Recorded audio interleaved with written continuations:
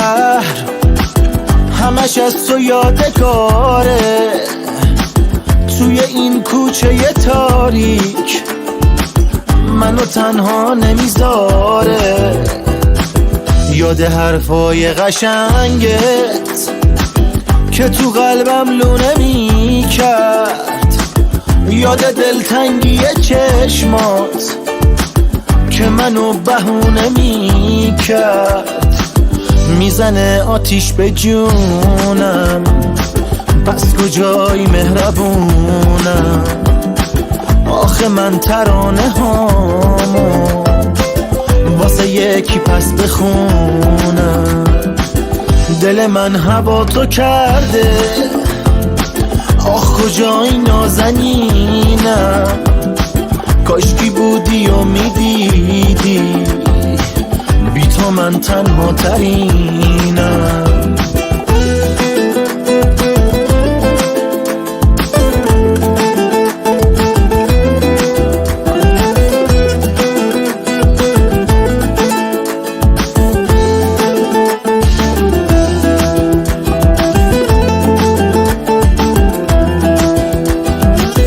توی این بازی که ساختی من همه هستیم و باختم، زیر پات گذاشتی آخر عشقی که من از تو ساختم. اگه تو دوستم نداشتی از دلم خبر نداشتی، دلت از سنگ شده انگار که منو تنها گذاشتی.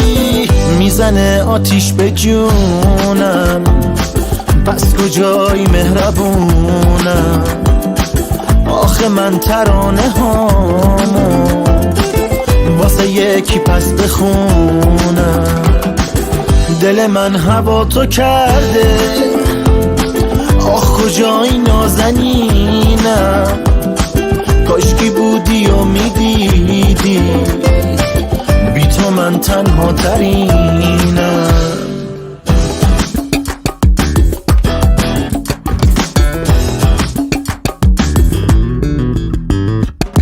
میشینم منتظر اینجا تو برگردی دوباره، تا بشینی پای حرفام بریم تا ماه و ستاره.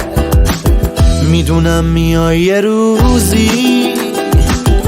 روزی که خیلی دیره، یه روزی دل شکستم سر این کوچه میمیره.